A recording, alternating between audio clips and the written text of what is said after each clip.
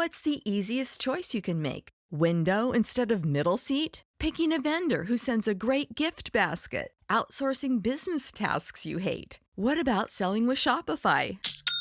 Whether you're selling a little or a lot, Shopify helps you do your thing, however you cha-ching. Shopify is the global commerce platform that helps you sell at every stage of your business. From the launch your online shop stage to the first real-life store stage, all the way to the did we just hit a million orders stage. Shopify's there to help you grow. Whether you're selling scented soap or offering outdoor outfits, Shopify helps you sell. Wherever and whatever you're selling, Shopify's got you covered. Sign up for a $1 per month trial period at shopify.com/try. Go to shopify.com/try now to grow your business, no matter what stage you're in. Shopify.com/try. You're listening to the Archaeology Podcast Network. Hello out there in Archaeology Podcast land. This is Dr. Alan Garfinkel. I'm the president and founder of the California Rock Art Foundation. And what we do is we identify, evaluate, manage, and conserve rock art both in Alta California and in Baja California. We conduct field trips, we have trainings, exercise, we do research, and in every way possible, we try to preserve, protect, and coordinate treasures of Alta and Baja California rock art, of which there are many and diverse. We also work closely with Native Americans and partner with them to recognize and protect sacred sites. So for more info about the fabulous California Rock Art Foundation, you can go to carockart.org. Also, I'm open to give me a call, 805-312-2261. We would welcome sponsorship or underwriting, helping us to defray the costs of our podcasts, and also membership in California Rock Art Foundation. And of course, donations, since we are a 501c3 nonprofit scientific and educational corporation. God bless everyone out there in podcast land.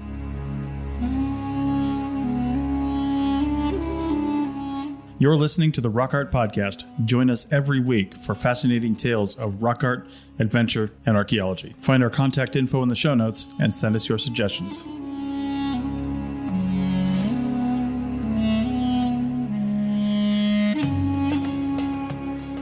Hello and welcome to the Rock Art Podcast, episode 107, with Dr. Alan Garfinkel and myself, Chris Webster. Today, Alan tells us about an indexical shape, the Encapsulated Cross.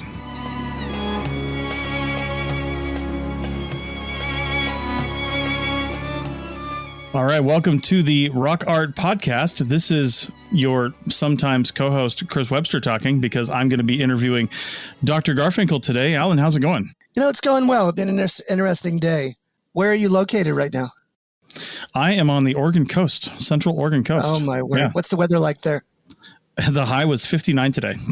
Oh, my words. Cool. Well, I'm here in Bakersfield, California, my home away from home. And we've had some good weather. It's been cooler. It's not been that hot. So we've been blessed a little bit. So it's good. It's good. So the continuing digital, connection, it always amazes me. No matter where we are, exactly. we have a robust way of communicating. It's great. And before we really get into the topic today, I just want to let our audio listeners know, our podcast listeners know that there is a video component to this. I'm going to be dropping this on the Archaeology Podcast Network YouTube channel. And if all goes well, Dr. Garfinkel's YouTube channel as well. We'll link to those down in the show notes once it gets up. Also, for our video listeners, anybody who did happen to find this on YouTube, you can find this podcast by just searching the Rock Art Podcast on Apple Podcasts, Google Podcasts, Spotify, iHeartRadio, all the different places. Or you can go over to arcpodnet.com/rockart and you can find it there. So if you're interested in the audio version only, then you can do that. Otherwise, we are going to try to include a presentation that Alan has to go along with this in the show notes, and it should be along with the video as well, if all goes well. So we'll see how that goes. Anyway, and this is the first time we've actually done video with the Rock Art Podcast. It's through our platform that we record with called Zencastr, and it kind of just does all the work for us, which is pretty great. So, we'll see how it goes. We're just trying something new here. I think with that, Alan, we'll get into talking about a particular rock art image, if you will, that has special meaning.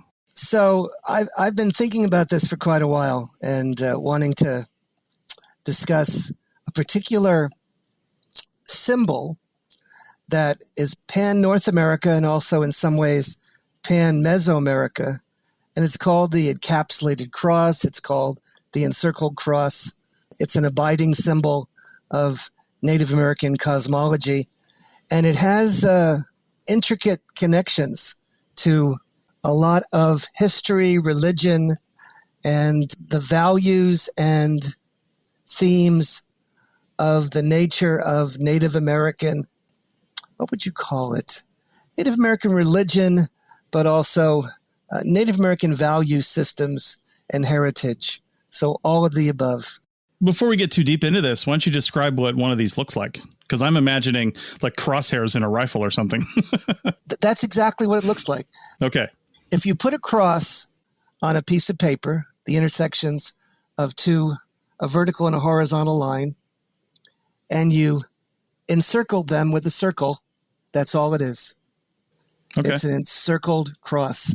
Now, you would think that something that simple would not have much gravitas, but it certainly does. In Mesoamerica, in indigenous cosmology, amongst what we call the Nahuatl, there's a term for this thing. It's called Nahua Olin, which means four movement. Okay. And there's many names for this. It's a quatrefoil, it's a quinsunk, and it means perpetual movement of the universe. Okay. It means integrating and reintroducing the energy and infinite motions of the cosmos. And if you look at the Aztec codices, they actually have a symbol, which is called a Nahui Olin. Okay. And this represents the fifth age, the fifth sun. It's a deep time Uto-Aztecan sacred narrative. It links with one of the most important creation stories that you can have for a culture. Okay. So it's all that and much more. The story goes for the Aztecs that all the gods had gathered to sacrifice themselves and create a new age. The world and the sun had already been created, but it would only be through sacrifice that the sun would be able to be set into motion and time. And we had these 5 sacrificial volunteers that were going to do this. One of them would have to jump into the fire, but none of them really wanted to do that. But the smallest and humblest of them was the one that decided to jump into the flames and was transformed into the sun and set the sun into motion through his sacrifice. Wow. But as they leaped into the fire and became the sun didn't have enough momentum or energy to move in the heavens. So they had to assemble all 4 or 5 of these, volunteers or pilgrims to help lift up the sky and move the sun into the heavens so it could perform its regular movements. Wow. Okay. So what we think about constantly for those that are connected to the celestial movements of the sun and the moon and the stars is when the sun finishes up its travels, which is at the winter solstice sunrise, it stops in the heavens. Its movement stops. It sits in the same place for several days. And that is what's called the winter solstice. And during the winter solstice was when the several groups inaugurated or commemorated this phenomenon.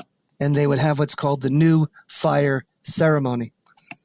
And the New Fire Ceremony is when they would charge up and get the movement going again and continue the world and its natural cycles, keep the cycles going.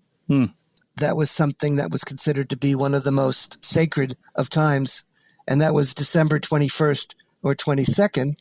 And since it was a pagan holiday, Euro-Americans decided that that would be a good date for Christmas, and so they created a ceremony that would vie with the pagan holiday. And so December 25th is now our Christmas holiday. Right. Wow. There you go. So how does this all lead back to the encapsulated cross then? And when you say cross too, you said a horizontal and a vertical line. You know, when you say cross, I imagine like a Christian cross, but do we mean an offset cross like that with two different length lines, or more of a plus sign? More of a plus sign. That's what it's called. It looks like a plus sign. And when I went to my Catholic church today and I looked up, they had an exact replica of this symbol with a circle around it and a plus sign. Wow. So it's still there to this very day. It takes a central place in many churches and many representations. Mm-hmm. They call it St. Andrew's cross. They call it a Maltese cross. What else do they call it? A 4-petal flower. It's a 4-week butterfly. What else? It's the quintessential symbol of what's called the fifth era. Mm-hmm. Now, this symbol is sometimes called an Ollin, O-L-L-I-N. It's the glyph of movement and transformation. Now, there's a flower that grows in Mexico. It has 4 petals and a center, and that's considered to be the equivalent representation of this Ollin. Now, if we are looking or wondering about Catholicism and Christianity and how that sort of interdigitates with the native world, on the tilma of Juan Diego, in the representation of the Virgin of Guadalupe, over her womb is a Nahui Ollin, a quinsunk. It's exactly the same picture. It's this 4-petaled flower with the center in it. It's a symbolic way that the Indians understood that she's the mother of the sun god. Mm-hmm. The sun god was in her womb, and he was the sole author and giver of life. This was sometimes, identified as the flower of the sun. Okay. Now, all of this is interesting and of relevance. But if you look on the rock art in California, in the Great Basin, all throughout the eastern Mojave Desert, and even into Southern California, you're going to see this symbol again and again and again. Yeah. It is something that is, I guess, part and parcel of the cognitive map of the universe of the native people. Even though it's also part of Christian symbolism, I believe it's more popular and more central to native people. Yeah, well, probably older too, I would imagine. Much older. Much older. I think it goes back thousands and thousands of years, and I bet if we identified it, it probably is part and parcel of some of the earliest symbols that we might have going back 5,000, 6,000, 7,000 years or more. Yeah, I would imagine. I mean, it's a relatively simple symbol to construct, so that helps, right? And like you said, it has a lot of meaning depending on what you look at it, how you look at it and who you are. So if you think about this symbol, right, it is related to and similar to, if not one and the same, as what's called the broken cross. Okay. It's this circular symbol, cross in a circle. It looks like a counterclockwise swastika. And it's, or whirling logs. And you see them, I've seen them several times in the Cosos, and they're all over baskets from the Southern California Indians. And also it is depicted in the Navajo language as well. So it's sometimes called the cosmic cross, the solar cross. And when you see these 4 parts, that represents, of course, the 4 basic elements of life: air, wind, fire, water, earth. Right.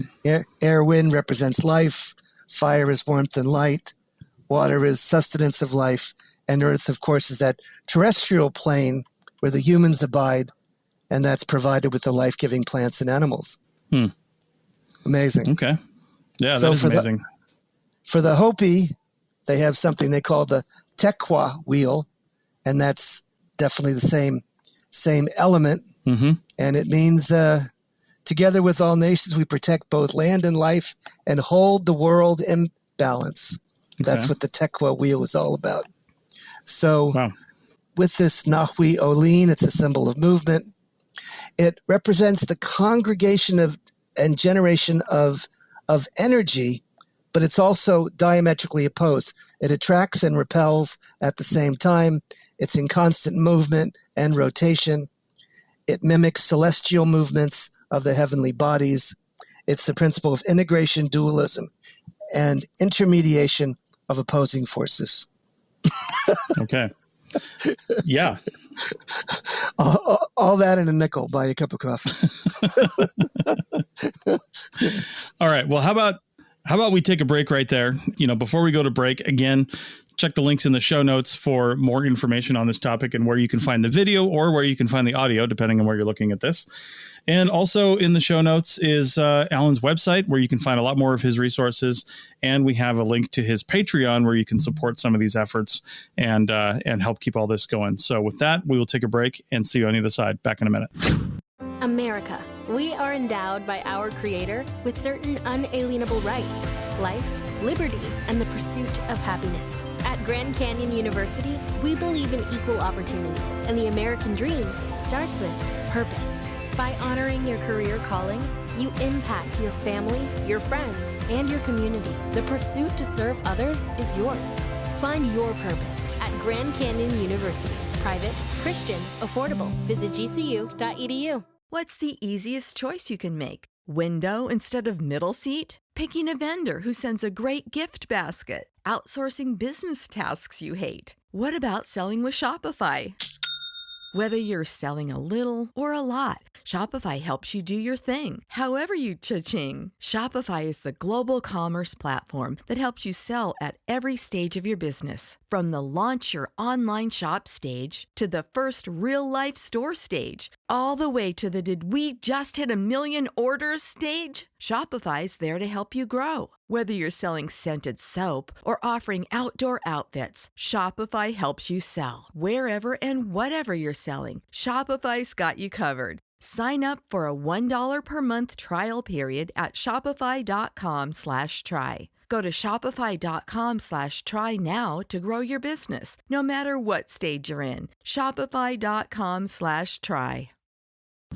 Welcome back to the Rock Art Podcast, episode 107. And we are talking about an indexical symbol, Alan calls it, an encapsulated cross. So let's continue diving into this subject, Dr. Garfinkel.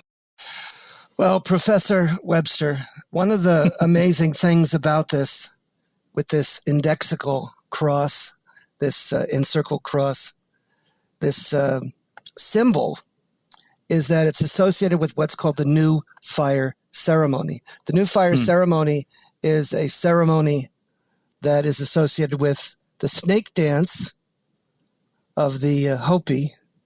It's also associated with the famous Aztec winter solstice festival, where they actually see in shadow the snake crawling up the side of the pyramid as well.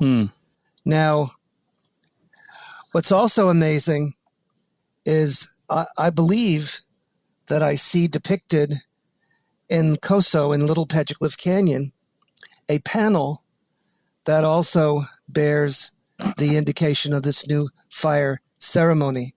It's what I might call as a meta-narrative. It's a time of renewal, reinauguration of the sun. And in each of these situations, there's a creation narrative. So I mentioned the creation narrative of the Aztecs.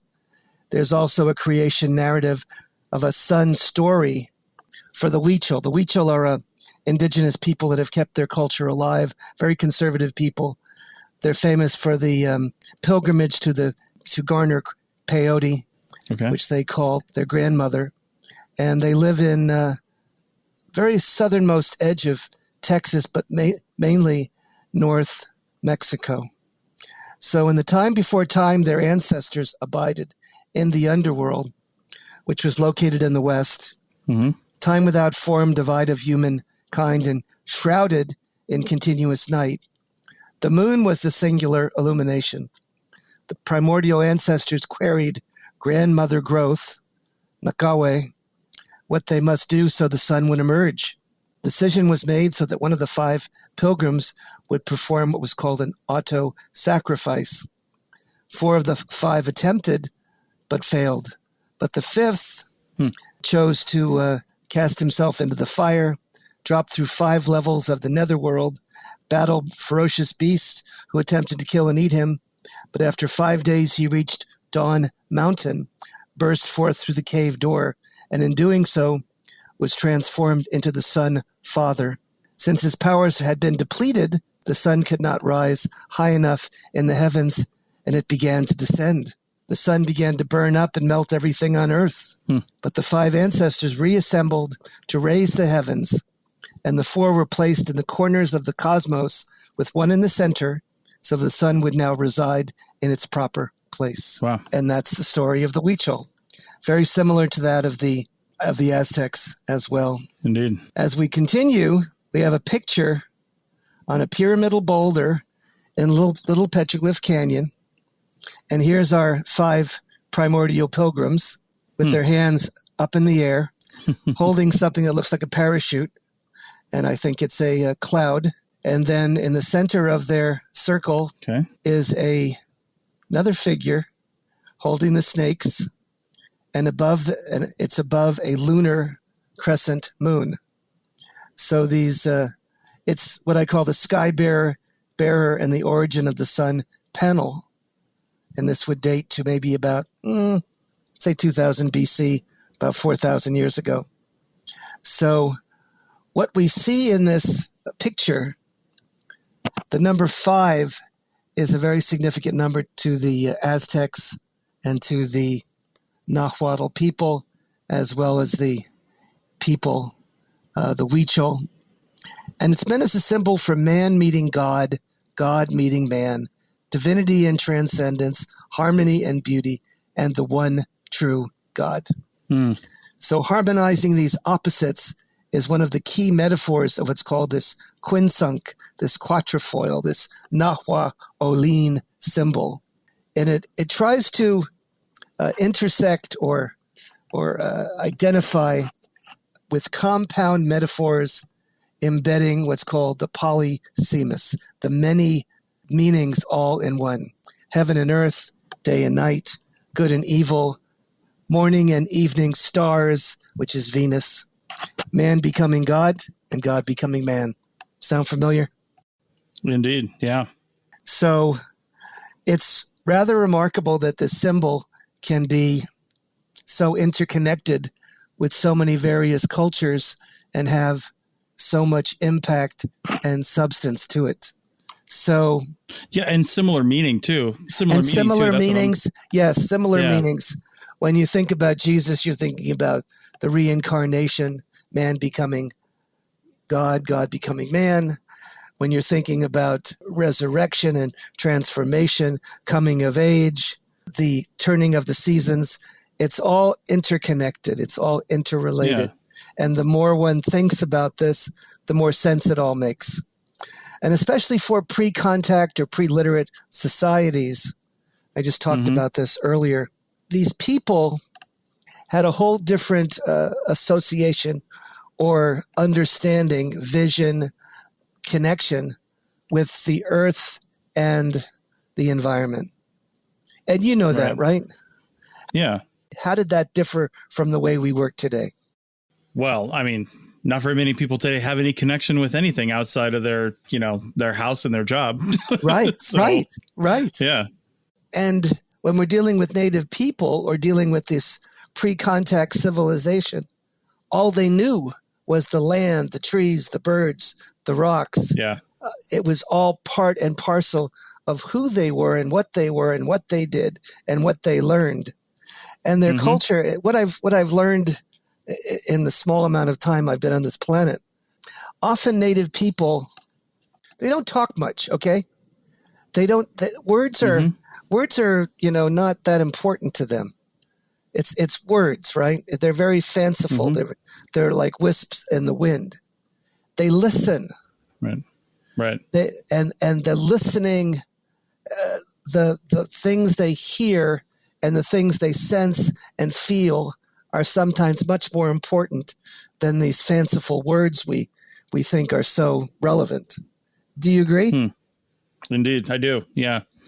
I've actually, as a founder of the Archaeology Podcast Network and an editor of most of the shows, one of the shows we have called Heritage Voices, actually, our host, Jessie Aquinto, she interviews a lot of Native Americans. And I got to say, with a lot of people that I edit, I will take out like vocal crutches and pauses and things like that. It's more of a common thing for Native speakers, Native Americans speaking on a show like this, to have those longer pauses and really pick and choose the words that they're going to use rather than having more vocal crutches, I've noticed. So, yeah, I've just noticed that in podcast editing. Yeah. And when you talk to Native people, they look at you and they wait and they want to see what you're going to say and how you're going to say it and how do you look and how do you feel and what's your deal, And then when you read their narratives, they emphasize the sounds and the feelings that are associated with a place. And when you go to these places, you hear things and see things and sense things. It's a drama. It's a transcendence. It's an overwhelming emotional experience. Indeed. Do you ever get that when you're there at a rock art site? Yeah, but I'm an archaeologist. I almost get that. I get that at lots of sites, when you're trying to just put yourself in the moment, and really kind of feel it. It's a really interesting experience, I guess. Yeah. Real quick, one thing I was thinking about with the, I guess, similar definitions of especially this encapsulated cross, similar meaning across cultures, really across the world in some cases. I'm sure we see that with other symbols that are of a more simple nature, right? Not your more complex ones. Those probably have a lot more complexity locally and regionally, but a lot of your more simple symbols that reflect nature and they reflect, somewhat everyday circumstances. We must see those reflected in rock art across the planet and probably have similar meaning, although we can't really know what that is in most cases. Yes, absolutely. Yeah. We can, in a way, gather or garner when looking at the images. Ask oneself, what are we feeling? What are we sensing? What emotion does this bring out? Is it awe? Is it fear? Is it joy? Is it sadness? Is it a sense of connection with the supernatural or the divine? There's an image in Little Petroglyph Canyon where they have this creature, it looks like a woman perhaps, coming out of a crack in the rock, right? And it's surprising, it's abrupt, it's in some sense beautiful as well. Nice. And if you look very closely and move your head to the left and down, you will see a small figure with his hands holding them up to the sky as a supplicant. What's a supplicant, Alan? It's an individual that is entreating this divine or this deity, this supernatural, for their aid and their help in overcoming the challenges of life. Okay. Well, you know what? That sounds like a good point to take a break and then come back and wrap up this discussion on the other side. We'll be back in a minute. All right, welcome back to the Rock Art Podcast, episode 107, and we are going to wrap up this discussion, not just about the encapsulated cross, but, other symbols and their meaning and nature. So continue, please. Yeah. So as I was mentioning earlier, if you look on baskets, and even if you look on the rocks themselves, this encapsulated cross has this fourfold or fivefold symbolism. And one of the ways it's represented is with this backwards swastika. First time I saw that, it reared me, and I said, why am I seeing a swastika here in the Aboriginal way? And then I found out that, before they came up with the swastika, the Indians had it, but it was going the other direction. Well, amongst the Cahuilla, Southern California Indians, this is known as the Wheel of Life. Okay. And it represents the 4 ages of man, woman. It's in constant motion. It has 4 arms being birth, youth, maturity, and death. So that's rather interesting as well. Here it is. That is. On the baskets. Here it is for the Navajo. And here it is in Coso rock art. It's all over the place. It's also a symbol, one of the primary symbols for the group of Indians in the eastern Mojave Desert who are agriculturalists, known as the Mojave or the Kitsan.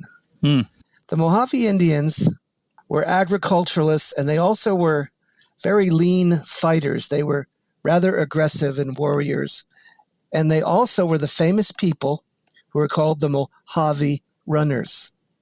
What they did was they imported trade items from the American Southwest, and they would carry those on their backs, running across the Mojave Desert from the Colorado River to the coast there amongst the Chumash. Wow. It take them about, I think, a week or 2 weeks and they kept running day and night. And they would get there, and they had cotton blankets, and they had other items along those lines, and then they would trade. But the major symbol that you see in the petroglyph sites of the Mojave, these are individuals who belong to a different ethno-linguistic affiliation, the Humans, Y-U-M-A-N. They had this encapsulated or encircled cross, and it had a very special place in their cosmology because what it represented was the morning and evening stars. Also, the concept of resurrection and transmogrification and rebirth and all of this, because to them, their major deity, which was called Mastambo, and he was found etched on the ground with the geoglyphs on both sides of the Colorado Desert. Wow. This is the being that, of course, incorporated or employed the concept of resurrection in their creation narratives. Okay. So this was a central and important symbol for the folks of the Mojave, and it's one thing that's very distinctive and central and prominent in every rock art site you're going to see in the eastern Mojave Desert. That's interesting. And, something I was thinking about, because we had a little side chat going here between segments. You mentioned Spanish, and I've been using Duolingo for the last, I think it was 720 days this morning to do Spanish every day, a little bit, because I never took Spanish when I was younger. Right. And now my wife and I are going to go spend a month in Greece in October. And so I've kind of pivoted to Greek just to see what that's like. And it makes me wonder, when you look at these symbols together, and especially learning the Greek, and, Greek is one of the oldest continuously used languages in the world, right? I mean, it's just, it goes back almost 2,800 years. And you look at some of the symbols and the groups of letters that make up certain sounds that make up the words. You put these groups together and they mean something as a whole. Well, something I've never thought about with rock art, really, and I'm sure you have, and other rock art scholars, is something like this encapsulated cross. Is this often found in association with other stuff? Is it by itself? Can you commonly say, well, if I find this, then I know this is somewhere nearby? You know what I mean? Let me speak to that in just a simple way. There's an image in the Cosos. It's in the Monster Canyon that I was telling you about. I always like it when there's something that I know what it is. So there's a thunderbird motif. It's rather obvious. It's got wings outstretched, and it's there and looking right at you. And instead of a face, it has a encapsulated cross right there, front and center. Wow! Above the image, besides the thunderbird looking right at you, the rain is coming down. It's got rain, rain, rain all around it. Of course, to those that don't know about the thunderbird, that was a mythological animal, human spirit, bigger than the biggest bird that existed, and it brought on with its wings. it made the heavens rumble and roar with thunder and lightning and brought on the rain. Wow. And so there's a site that I have never seen except in pictures that exists in Saline Valley, which is one of the valleys right near Death Valley, one of the driest places on Earth. Mm-hmm. And there's a white to gray to beige volcanic escarpment that goes on for many, many meters. And on that escarpment are 8 huge examples of these wonderful eagle-like thunderbirds. Wow. And besides that, they've been depicted or placed so that when it rains, the rain spout, the rain drippings goes right down the center of each of those images. Wow. And interspersed, interfingered with these images of the rain deity is fertility symbols, reproductive elements of females and bighorn sheep copulating, of course, and all the rest. And it's all there. I mean, it's obviously about fertility and life and rebirth, and exposed just there, so you can obviously grab onto it. Wow. I think that's why I like rock art so much. It's just it's fun, and it's interesting and endlessly engaging, because the more you think about it, almost the deeper you can get, and the more connections and relationships and insights and epiphanies one can come to. Does that make any sense? It does. And that's probably why, I mean, you start hearing the phrase rock art being used less and less, right? And in favor of like rock drawings or something else like that, right? Or just the actual archaeological definitions of pictograph or, something like that. So, and part of that is because the word art implies something that may not be the intention. It's almost more of a language. It's more of a symbolic language. You know what I mean? It is indeed. Yeah. That's the subject for another podcast.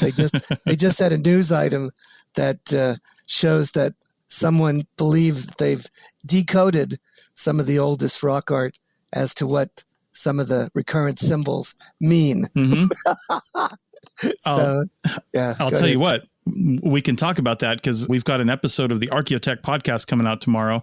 Oh, wow. Talking about three news articles, all related to using AI to basically suss out something that humans are just not able to see. One of them was new Nazca lines found in Peru, training AI to look at images, and AI found, very obvious patterns where have been missed for 200 years. Using AI to read cuneiform tablets to translate them straight to English from Sumerian and Akkadian. And then, using AI to do a number of things. So it wouldn't surprise me, that we could use AI to find other shapes that we maybe didn't think were significant, but I'm not sure about the actual interpretation because we don't even know what they mean. You have to train the AI with something, right? So you have to teach it you have to say this symbol means this and this symbol means this. Find more of those and tell me what it all means. But if you don't know those starting points, it's hard to make it continue. And in some ways, we do know what certain symbols mean, as though I've professed today. Yeah. And so if we go from the known to the unknown, which is sometimes called the ethnohistoric method or the ethnographic analogy, right? I think we could be surprised at what we might learn or what better questions we might be asking. Mm-hmm. Yeah, I think the rocks can begin to speak. Talking stones, right? Exactly. So, all right. Well, any final words on this topic before we end the show today? I just think going to rock art sites and studying this subject is one that is endlessly engaging, very mysterious, and a heck of a lot of fun. Indeed. Well said. All right. Well, with that, again, look down at your show notes, or if you're on YouTube, take a look at the notes for this video and check out Alan's website and Patreon. And he's got books. He mentioned Talking Stone, which is also a video that you can get. So check that out. And with that, we will see you guys next time with another great episode of the Rock Art Podcast. Thanks a lot. See you next week on the Flip Flop Gang.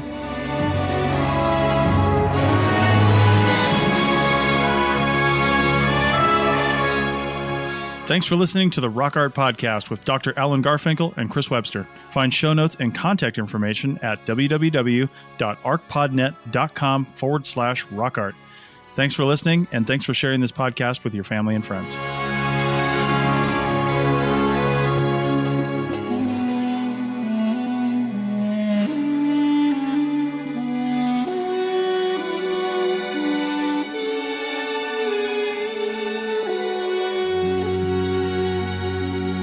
This episode was produced by Chris Webster from his RV traveling the United States, Tristan Boyle in Scotland, DigTech LLC, Cultural Media, and the Archaeology Podcast Network, and was edited by Chris Webster. This has been a presentation of the Archaeology Podcast Network. Visit us on the web for show notes and other podcasts at www.arcpodnet.com. Contact us at chris@archaeologypodcastnetwork.com.